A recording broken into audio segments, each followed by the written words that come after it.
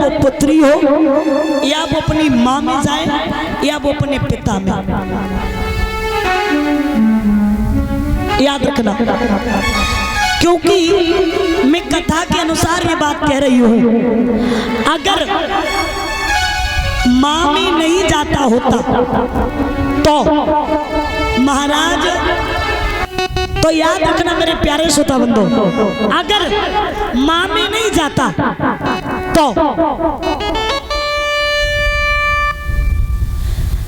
विष्णु शर्मा जो थे रावण के पिता, उनकी पत्नी जो थी केतकी, वो एक राक्षसी वंश की थी और इसीलिए रावण जो था वो भी राक्षस वंश का हो गया ना। और लेकिन प्रहलाद जो थे, प्रहलाद की मां कयादु बहुत बड़ी भक्तिन थी, इसीलिए उनके यहाँ भक्त प्रहलाद का जन्म हुआ। तो मां में चला गया ना मेरे प्यारे श्रोता बंधु। और संतान को आगे बढ़ाना, अच्छी सीख देना, इसमें केवल माँ बाप का हाथ होता है। बच्चा जब छोटा हो ना और जब गालियां दे तो बड़ा आनंद आता है, और अगर बुआ को बुलाए तू करके और बुआ का नाम ले तो बड़ा आनंद आता है। फिर बोल देना, गाली दे देना, तब तो बड़ा आनंद आता, और फिर जब बड़ा हो जाए तब गुस्सा आता उसमें। अरे तो बच्चा को ना बचपन से ही सिखाओ बोलना, तभी तो वो आगे सीखेगा। और मैं तो कहती हूँ, मैंने ऐसे ऐसे लड़के देखे जो कभी अपने बाप के सामने बैठते नहीं है, और बाप अगर आ जाए ना तो सामने से चले जाते हैं। और मैंने ऐसे ऐसे भी लड़के देखे, बाप बैठा रहे उन्हें कोई फर्क ही नहीं पड़ता, सामने ही बैठे। वैसे नियम यही होना चाहिए कि बेटा को कभी बाप के सामने बैठना नहीं चाहिए। बाप का इतना खौफ बचपन से होना चाहिए कि बेटा कभी भी किसी भी काम के लिए बाप से ना कह सके, अगर कहे तो अपनी मां से कहे, इतना होना चाहिए मेरे प्यारे श्रोता बंधु।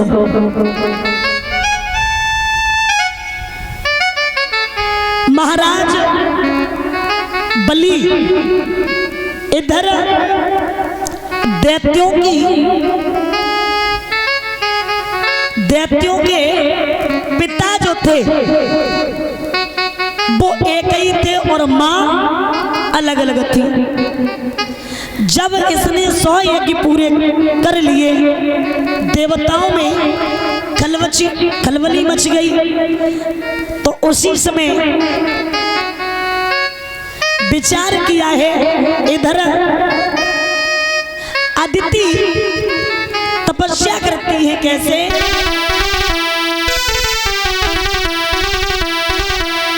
सब मिलके बैठ जाते हैं और तपस्या करने लगे।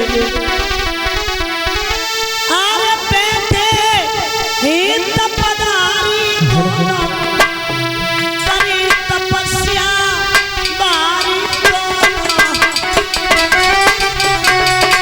बैठे तपदारी दोनों, करे तपस्या बारी दोनों, करे तपस्या बारी। बैठे तपदारी दोनों, करे तपस्या बारी दोनों, करे तपस्या बारी।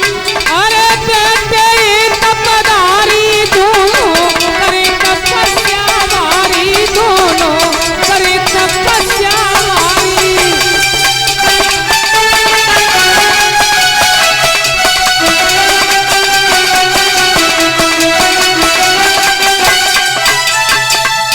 याद रखना, जब तपस्या कर रही है, इधर इंद्र का इंद्रासन हिलने लगा, तो इंद्र विष्णु भगवान के पास में पहुंचा और जवाब दिया, है प्रभु, ये दैत्यों का राजा, ये धर्म के नाम पे इतना आगे बढ़ रहा है, इसे रोको।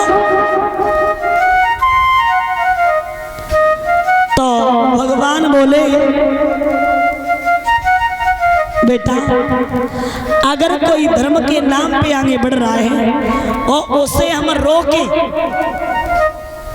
इसमें सबसे बड़ी गलती मेरी है, हम उसे नहीं रोक सकते।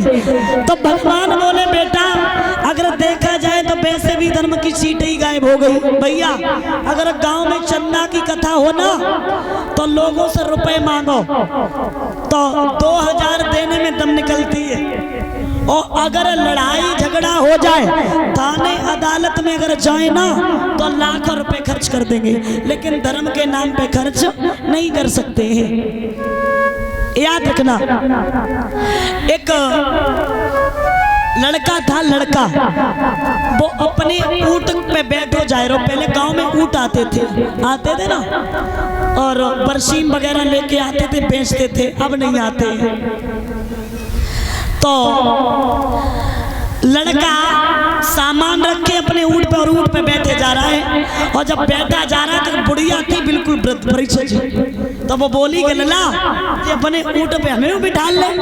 तो वो लड़का ने जवाब दो, अम्मा अगर हमें हमारे ऊंट पे तुम्हें जगह मिल जाए तो तुम जरूर बैठ जा, जगह है ही नहीं।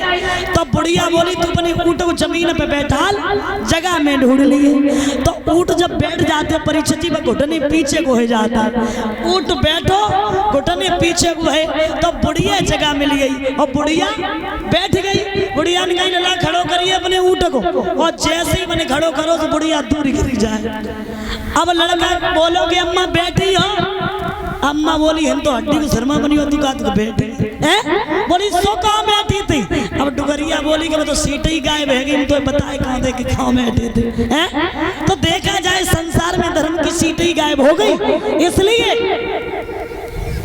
बेटा मान जाओ, मैं अगर किसी को धर्म के लिए रोकते हैं इसमें सबसे बड़े पापी हम हैं, लेकिन नहीं, चरणों पे गिर गया। तो आज विष्णु भगवान राजा बलि को छलने के लिए चले।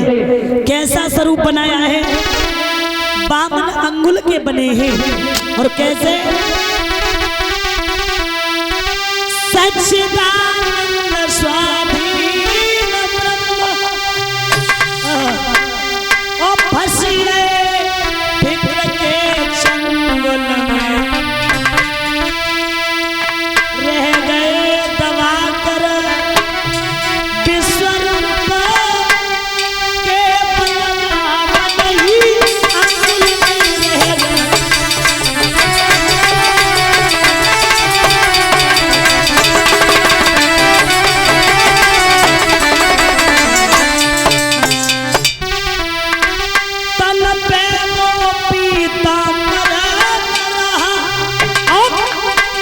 छोटा सा पीला कमल है,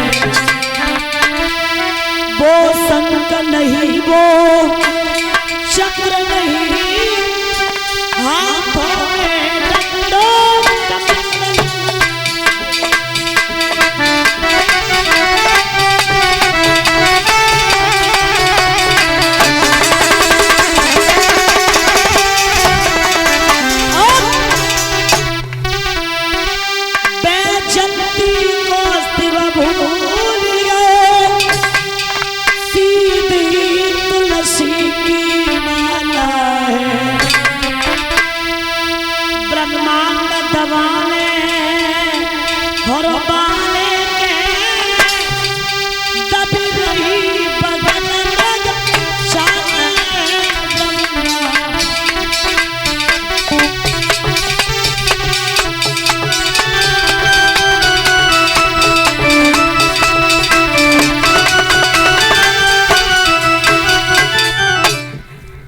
सच्चिदानंद स्वाधीन ब्रह्म और फंसिए फिक्र के चंगुल में, और रह गए दबाकर विश्वरूप केवल बामन ही अंगुल में।